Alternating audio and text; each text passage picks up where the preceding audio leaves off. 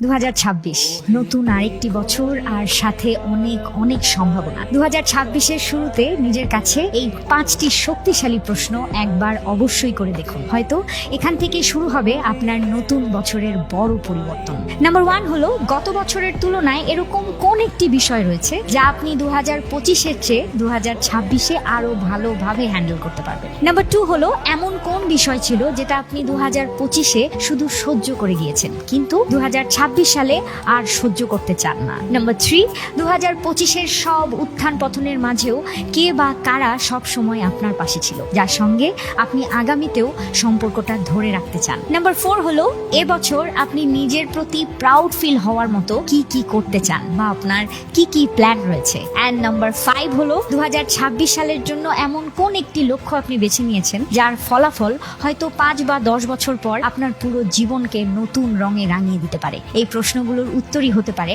আপনার জীবনের নতুন অধ্যায়ের শুরু। ভালো থাকবেন, সুস্থ থাকবেন, সচেতন থাকবেন। এ বছরটা যেন আমাদের সকলের জন্য ভালো কিছু বয়ে নিয়ে আসে।